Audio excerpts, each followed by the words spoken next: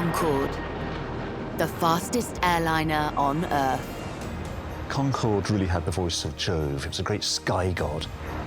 It was in a league of its own, achieving something that seemed impossible.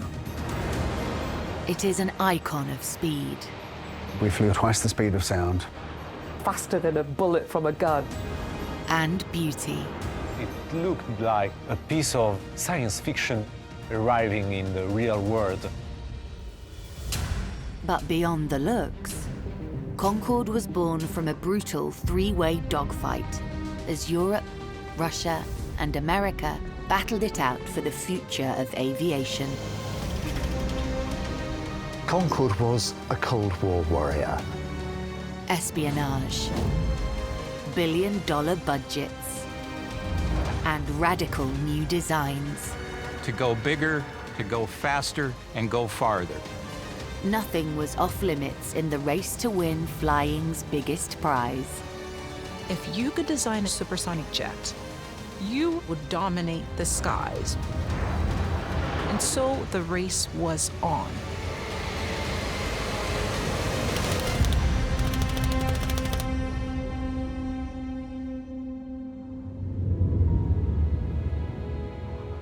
In Brooklands, on the outskirts of London, is one of the greatest airliners in the world. She first flew in 1969. We'd only just got colour television, for goodness sake. This is Concorde Delta Golf, the first production Concorde built in Britain. What the designers and the engineers did way back in the 60s was one of the greatest technical achievements man has ever made. You always have to watch your head stepping into Concorde. And back here, the cabin, of course, with 100 people riding in Concorde service. We carry the rich and famous Michael Jackson, Sir Paul McCartney. Mick Jagger used to get on and sit quietly at the back reading his book. Over 2 decades have passed since Concorde flew the great and the good. But it is not forgotten. I miss the atmosphere, I miss the customers, I miss looking after them, I miss the speed and the excitement.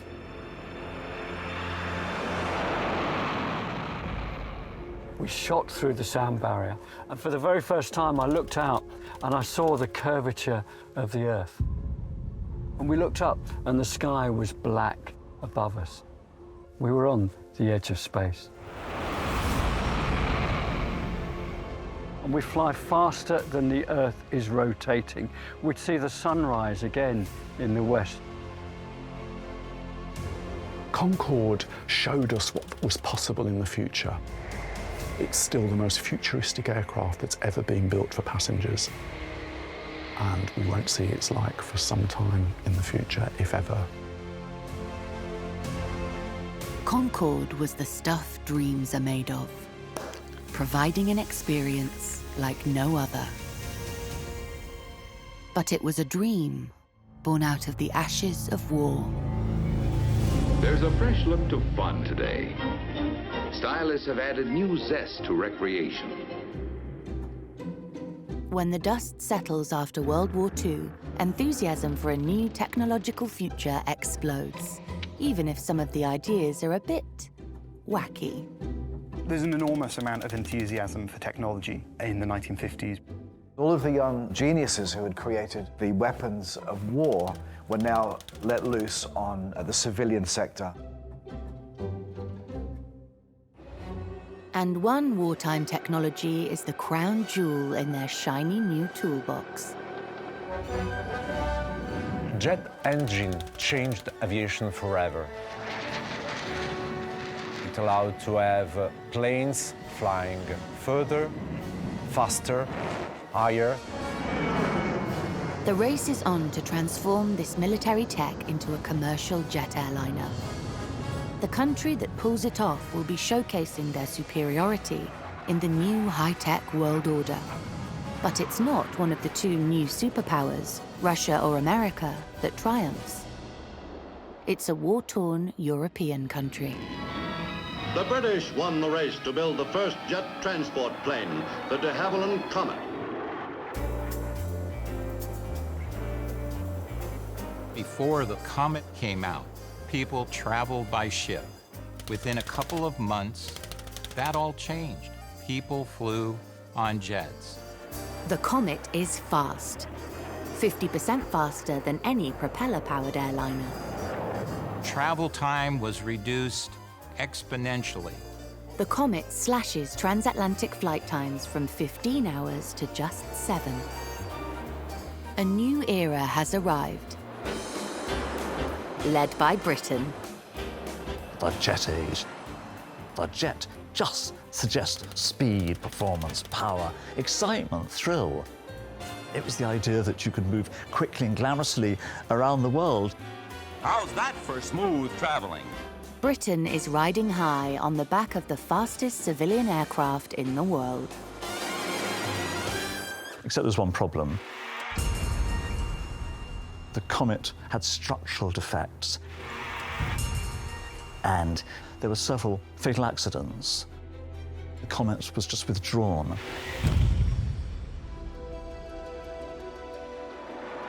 It came back later in 1958. By that time, the Americans had got there with their big 707. Britain and the United States may have been wartime allies, but in peacetime, they are commercial rivals. Welcome aboard. Welcome aboard the spacious cabin, attractively decorated, air-conditioned but draft-free. The 707 was the jet age objectified. It really was the machine that created that image of this new, exciting, high-flying lifestyle. Britain's brief moment in the sun is over. The United States was dominating all commercial aviation. Great Britain realized they would have a hard time breaking the monopoly the United States held. Britain's only hope of clawing their way back to the top is to do something radical. So they partner with wartime ally France for an astonishing new project based on a very simple idea. If fast is good, faster is clearly better. From piston engines, you get jet engines, and so from jet engines, it seemed like the natural evolution would be supersonics.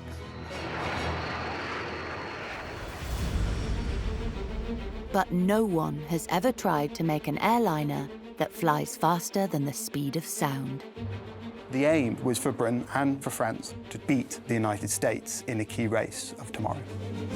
Speed put Britain on the top of the aviation world once before. Now it's gambling everything on repeating the same trick. Airliner of the future. This is a model of a supersonic jet which Britain and France hope will dominate transatlantic travel. The project becomes known as Concorde.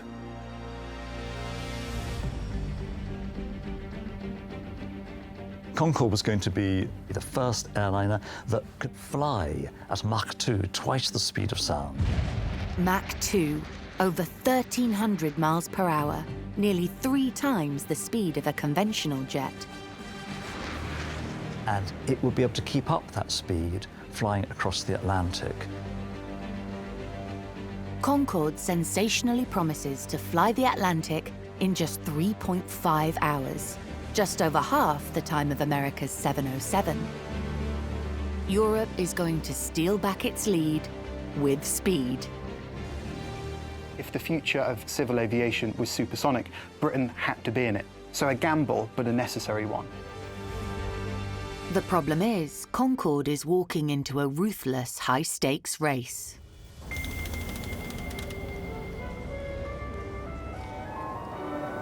This is the view from 60,000 feet, at more than twice the speed of today's jet airliners. It's what we'd see up there, flying in a supersonic transport. We will be soon, you know. The question is, will it be an American SST?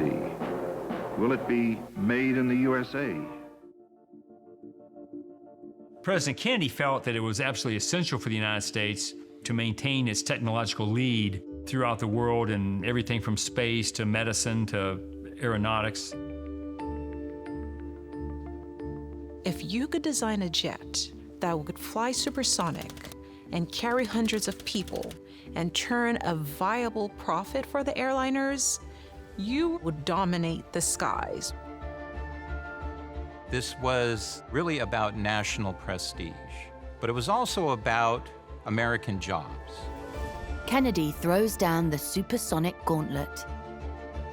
It is my judgment that this government should immediately commence a new program to develop the prototype of a commercially successful supersonic transport superior to that being built in any other country of the world. And so the race was on. But none of the politicians really understand just how difficult it will be. When you develop the supersonic transport, nothing is normal about this. You are discovering that, in fact, you know very little.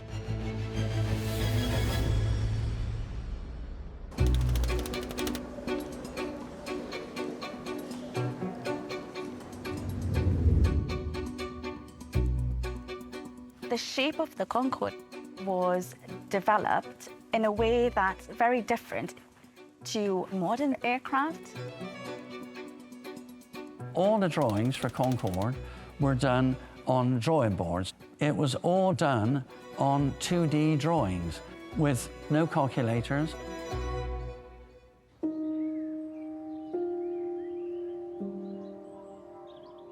These are unconventional engineers obsessed with aeroplanes.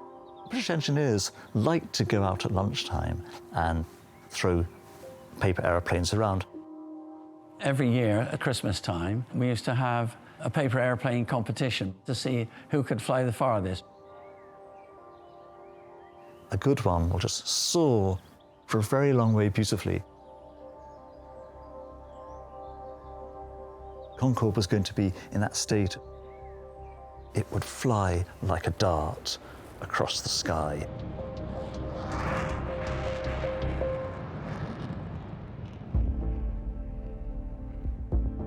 The challenge for the Concorde designers is that they don't have much to go on. If we look at the kind of jets that were achieving supersonic flight, they weren't designed to carry hundreds of people. So far, only tiny experimental and military aircraft have managed to fly supersonically. Creating a large supersonic airliner is much, much harder. The biggest problem with supersonic transport is it has to be able to take off at a very low speed, and it has to be able to fly at a very high speed, and those are not compatible. Squaring that circle seems impossible. All comes down to the wing design.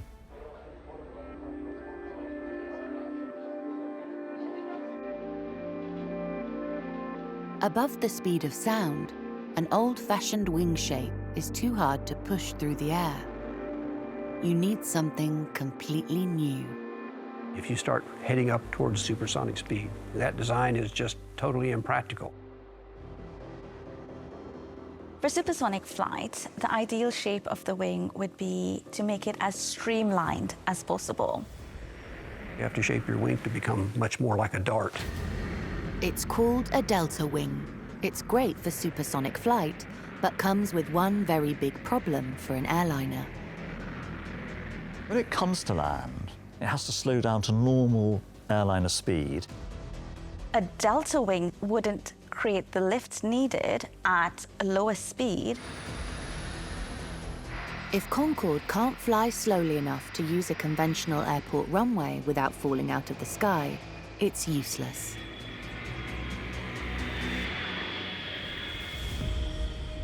But the designers notice something curious when they tilt the delta wing to an extreme angle. It's found that would create these great spirals of air called vortices. Vortices are like tiny whirlwinds, and they are usually very bad news because they create drag, exactly what the delta wing is trying to avoid. But these vortices do something surprising. Given the right conditions, they can actually create extra lift. It gives them a radical idea. Let's enlarge it and direct it over the surface of the wing so that it can create lift. It goes against everything that would have been thought about when you're designing a wing. Incredibly, this radical idea works. When Concorde took off, it went, it shot off like a jet fighter. It's being pulled up by the mathematics, the shape, the design of its wing. This was utterly revolutionary.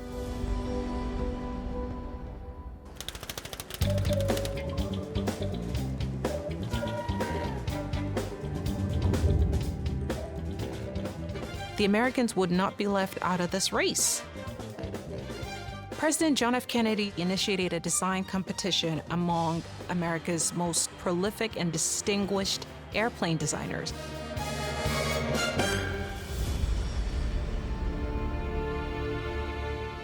The Boeing model, called the 2707, goes forward as the winner of this competition. The 2707 was so ambitious. It was going to be like the $6 Million Man, a stronger, faster, all that stuff, better than Concorde. The Boeing airplane is twice the size of the Concorde. Where Concorde carried 100, 120 passengers, the Boeing airplane would carry 280. It was 300 feet long. The airplane would barely fit on a football field, and it would fly faster. Where Concorde flew Mach 2, the Boeing SST would fly at Mach 2.7. If they can pull this off, the 2707 could cross the entire Atlantic in barely 2.5 hours. But Boeing can't avoid the same wing design problem as Concorde. How do you make a supersonic plane fly slowly enough to take off and land at a conventional airport? They must solve this problem to avoid falling behind Concorde. Their solution is even more radical. Make a wing that can change shape. Boeing introduced what was called the variable geometry wing. It could be pushed forwards almost straight out, and this would be optimal for landing and takeoff. And then the wings would sweep back and meet the tail for supersonic flight. The swing wing had never been used for something that large. No one could accuse the 2707 design of lacking ambition. Flying at 65,000 feet and flying at Mach 2.7 was something that really hadn't been done. This is the American way, to go bigger, to go faster, and go farther. The supersonic battle is looking like a two-horse race, which is odd, because in every other post-war race for the technical high ground, there's been another player, America's rival for the world's superpower crown, Communist Russia. You saw the string of fantastic Soviet victories in science and technology. They firstly put a satellite in orbit, Sputnik. They sent a dog into space first, they sent a man into space first, they sent a woman into space. And every time Americans were caught flat-footed.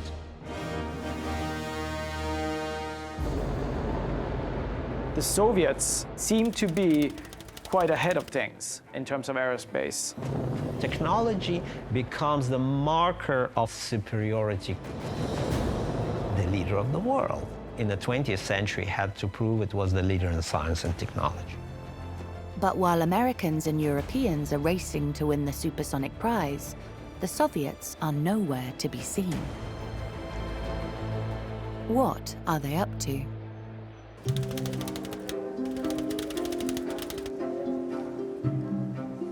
Finding out what the Soviets are doing is difficult. After the Second World War, the Cold War started. It was this intense rivalry between East and West. The Cold War pits the new superpowers of capitalist America and communist Russia against each other. The fading European powers are caught somewhere in the middle. Both sides want to win, by any means necessary. In those years, espionage was everywhere.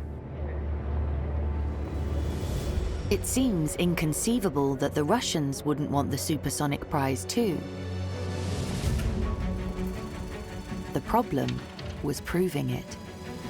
It was considerably easier for the Soviet Union to spy on the West with its open free society than it was Western powers to spy on the closed regimes behind the Iron Curtain.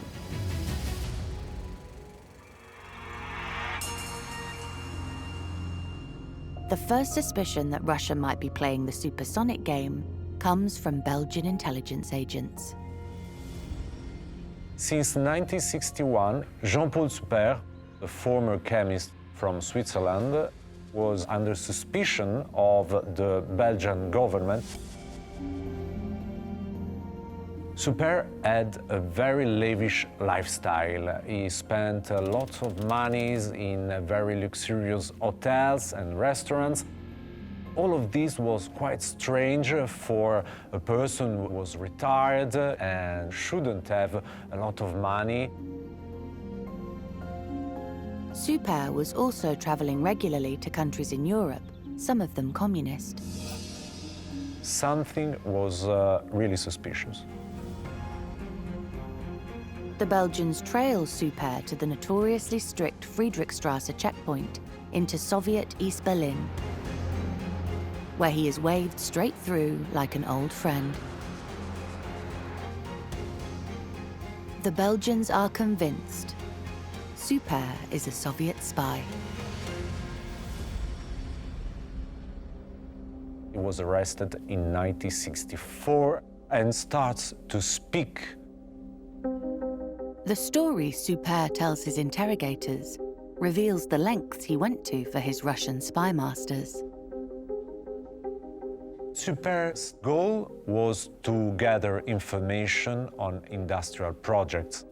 The most difficult part was to bring them to Soviet Union. A technique was to put microfilms in toothpaste tubes.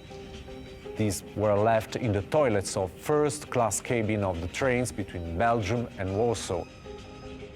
And then a sign was left in the toilet to make note that the microfilms was there. And what is hidden in the tubes of toothpaste sends shockwaves through Britain and France. Super stole many documents on Concorde, and many of them were about electronics. It was a very important topic to Soviet Union because it was the field where the Soviets were most behind. How extensive is the infiltration of the supersonic project? It was only the tip of the iceberg. Less than a year later, the head of Soviet airline Aeroflot in France is arrested outside a Parisian restaurant. L'arrestation a été un peu musclée parce qu'il s'est débattu, il a fallu que plusieurs inspecteurs interviennent. Il avait essayé de jeter dans une bouche d'égout sa serviette et on a compris pourquoi. Se trouvaient des documents relatifs au train d'atterrissage du Concorde et au système de freinage du Concorde. The intelligence services have now neutralized two major Soviet spy rings. But it's left them with a mystery. After Super and Pavlov's arrest, we know that Soviets are gathering information on Concorde. But why?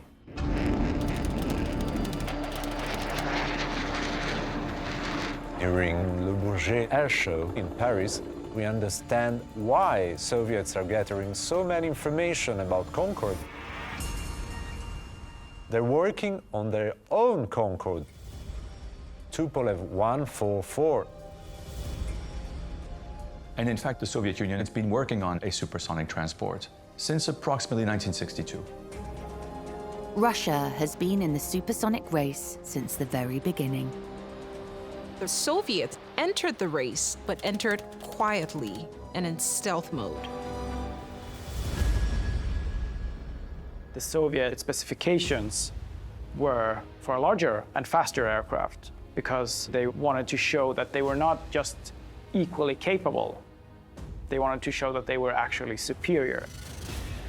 The Soviet Union decides that it would be the Tupolev Bureau, led by Andrei Nikolaevich Tupolev, a legendary figure in Soviet aviation, which would design and build the Soviet supersonic airplane. The Soviets have given Tupolev just one overriding aim: beat their competitors into the air. Being first was seen as a major milestone. Even if you only managed to beat your opponents with a very short amount of time, you would still be first, and this would be noted in the history books. By producing the first supersonic plane, it's time for the Soviets to show their superiority. Luckily for Tupolev, Concorde's schedule is turning out to be unexpectedly elastic.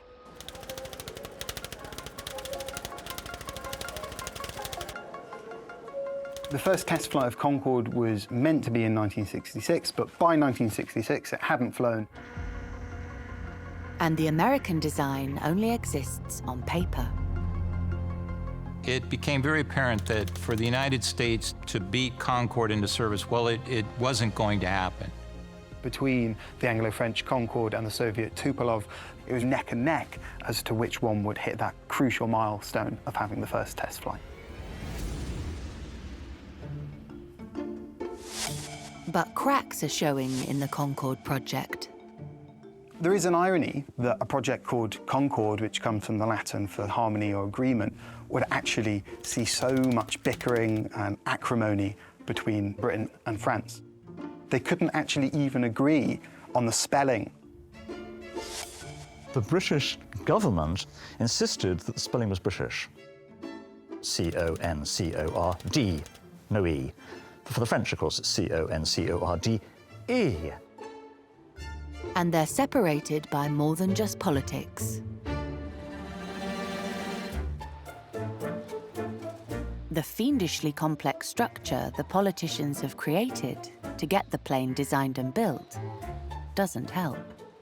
Tout est à part égale entre la France et le Royaume-Uni. C'est-à-dire qu'il y a deux chaînes de montage qui sont décidées dès le départ. Il y aura deux prototypes, il y aura deux avions de pré-série.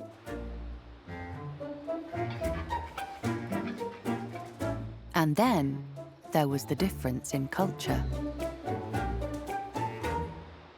The two sets of engineering teams were initially, chalk and cheese, or chalk and fromage. We would quite often have a sandwich for lunch, sit at our desk and eat it and carry on. But when we went to France, they always had a main course. There was red wine and a vat of white wine, and you just went along and you had a carafe of whichever you fancied. And at the end, there was a load of empty carafes. Sometimes if you had a difficult meeting, they would save the difficult subjects until after lunch in the hope that you may have had a bit too much wine, but we didn't usually. Even the most basic engineering conversations are a challenge. There was a technical issue that the British worked in imperial measurements, feet and inches, yards. They did not work in millimeters, centimeters, and meters like the French. So during the development, the drawings were done in two sets. Imperial set of drawings, metric set of drawings. That's pretty strange. But like many relationships, money becomes the biggest issue. By the late 1960s, the costs of Concorde begin to spiral. There was a lot of friction between the British and the French over the budget.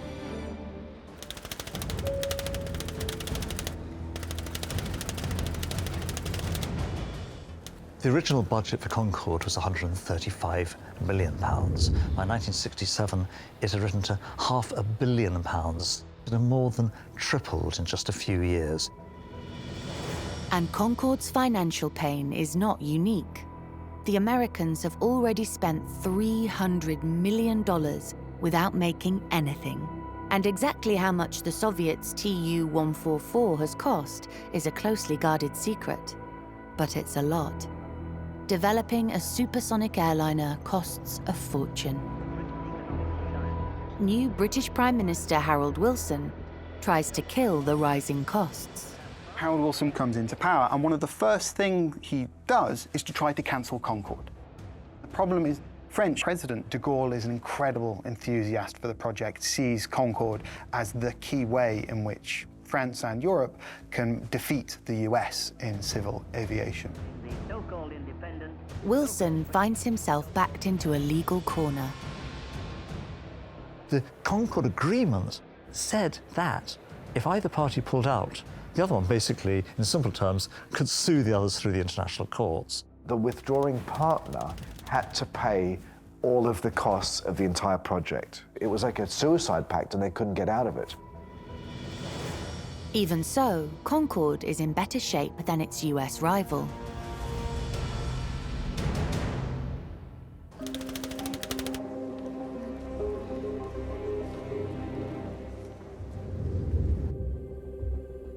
Boeing was looking at this idea of a swing wing. They were very confident that it would work. But their confidence turns out to be misplaced. You can always design anything you want into an airplane, but the problem you have is that it gets heavier and heavier, and at some point, your airplane just can't go anywhere. The engines aren't powerful enough, you don't have enough fuel to fly it, and this is what happened for Boeing. That whole mechanism became too heavy. On an airliner that's supposed to operate on a more continuous basis, I don't think that is really a feasible solution.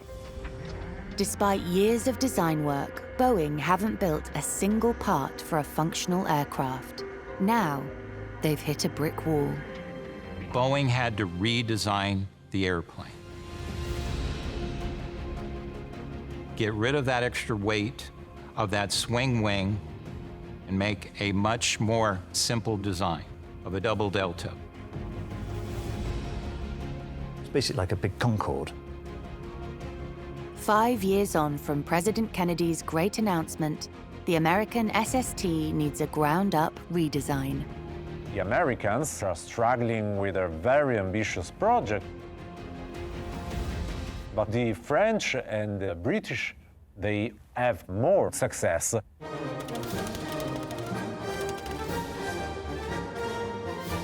In fact, they're ready to roll out the first prototype, Concorde 001. It was a glorious moment. The excitement of seeing something in the flesh, or in this case, in the aluminium alloy, was enough to keep the politicians on both sides quiet for a while. I mean, this was a truly impressive achievement. The prototype is presented to the public with a promise that it will fly in 1968. But despite the fanfare, behind the scenes there is still a huge amount of work to do. There are so many technological problems. The engines aren't ready. Unknown to the public, a flight in 1968 is never going to happen. Concorde won't be in the air until 1969 at the earliest. And it's almost as though the Russians know this. The Russians had started a huge propaganda effort announcing that the TU-144 will be the world's first supersonic transport. The marching orders from Moscow in no uncertain terms were, "You will fly in 1968. What makes them so certain they'll be first? There is one obvious possibility. Despite destroying the Super and Pavlov networks, Russian spying on Concorde has never stopped. The full extent of Concorde espionage will not become known until after the Soviet Union's collapse and the end of the Cold War.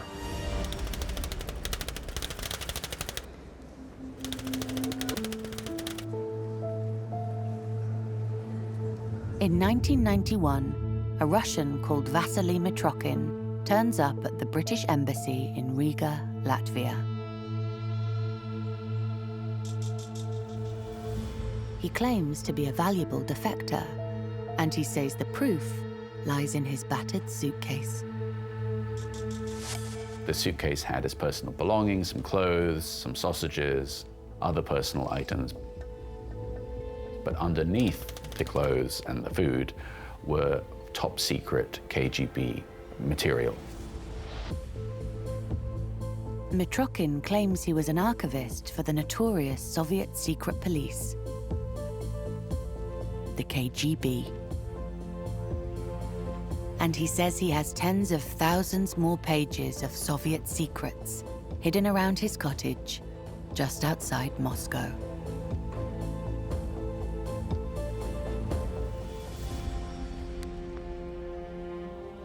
Mitrokhin started to write down what he could remember from the archive during his day's work. He would smuggle handwritten notes, hidden underneath his shoes, hidden in his clothes. He would roll them up and put them in milk churns in his countryside retreat. He would bury them in the garden.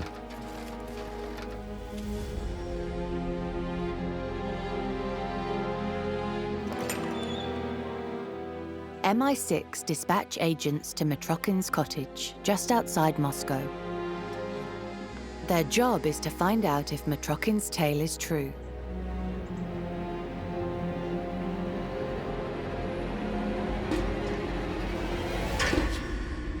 It is. The Mitrokhin archive was absolutely explosive. This is the inner workings of the KGB. And this wasn't just something from a distant past, but involved agents and operations that were still live as the Soviet Union was collapsing. The Soviet secrets are now held at Churchill College, Cambridge. Access is restricted. The original material cannot be shown on television. Calder Walton has spent more time studying it than almost anyone else. One of the greatest revelations is the scope and scale of Soviet science and technology espionage. You had a specific Soviet government body that was responsible for collecting industrial espionage. So members of Soviet industry could go to this government body and they could request information on Western systems. One specific target was Concorde. And the undiscovered KGB spy networks probably keep their Soviet masters well informed about the true scale of Concorde delays. The Russians had the dates for Concorde. That was a good bit of espionage. The Concorde was going to fly then, and they just made sure they did it first. Knowing Concorde will not fly before 1969 would explain why the Soviet Central Committee rolls the dice and orders the TU-144 into the air by the end of 1968. Because they believe they can win.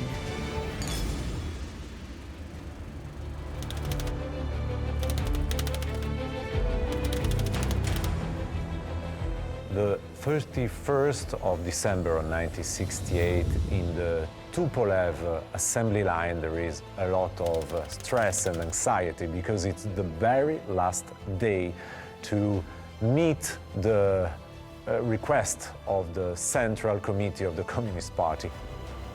Tupolev, Dad and son are on the tarmac. The hangar doors open to reveal the future of air travel. The TU-144 prototype. No supersonic airliner has ever flown before. The Soviets have 1 day left to keep their promise. All of a sudden, this plane gloriously rises with this, famous nose, and it's so elegant and so unusual. This high-tech dagger flying out of the test airfield up to the edge of space and back. It's a great day for the technicians, the designer.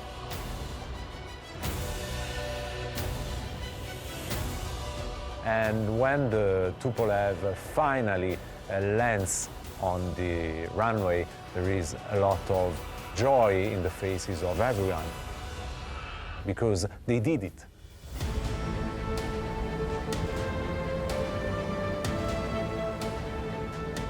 The Concorde did not fly, and the Boeing 2707 is just on paper, but Tupolev 144 is in the air. It's a great coup for the Soviet propaganda. Concorde has lost the race into the air.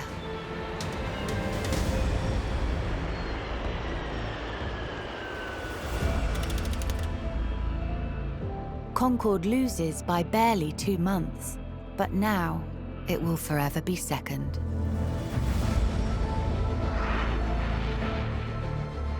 Le moment où l'avion a enfin décollé, ça a été une liesse incroyable.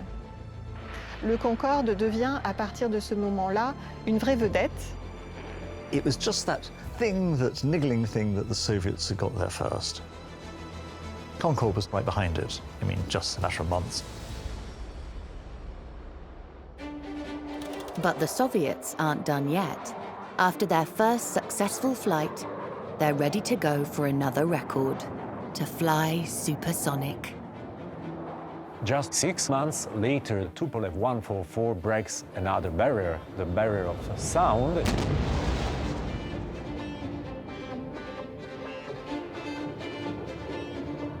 Another first for a civil airplane. Ah, the Russians again. The TU144, first supersonic airliner. The impression is that Soviets are winning the supersonic race. They are the first in every single field, but the actual race is far from being over.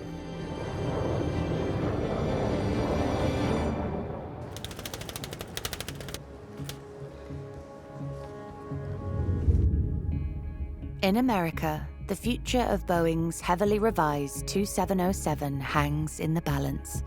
It has already cost over $600 million. Are American taxpayers prepared to stomach an even bigger bill to get it airborne? Money is going out the door, but isn't coming back in. But despite the huge costs, despite all the delays, and despite government opposition, US President Richard Nixon doubles down on America's supersonic dream. The supersonic transport is going to be built. The question is whether in the years ahead, the people of the world will be flying in American supersonic transports or in the transports of other nations. National pride is now driving the fast-approaching supersonic world. In America, it saves the 2707. In Russia, it gets them into the air first and fastest. And in Europe, it produces this sleek and beautiful machine. Concorde was ready to go. The future seems positive. There are options for 74 aircraft from 16 airlines. Concorde may have lost the race into the skies, but the supersonic battle isn't over yet. The multi-billion-dollar prize comes from getting a commercial airliner into service. And all 3 planes are in the fight. A fight for the future of aviation. In this whole era in the 1960s was this incredible optimism about the future. And the SST became really the symbol of that. The idea is that supersonic flight will be the future. This idea in that moment is stronger than ever. It seems nothing can stop the new supersonic world. 1969 really is perhaps almost the last year of that great technological optimism. Things are pushing ahead fast and people tend to believe in it. The next decade, the 70s, is going to change everything. There's a great faith in the supersonic dream that supersonics would be the future of civil aviation throughout the 1960s and into the 1970s. That dream fell apart enormously quickly.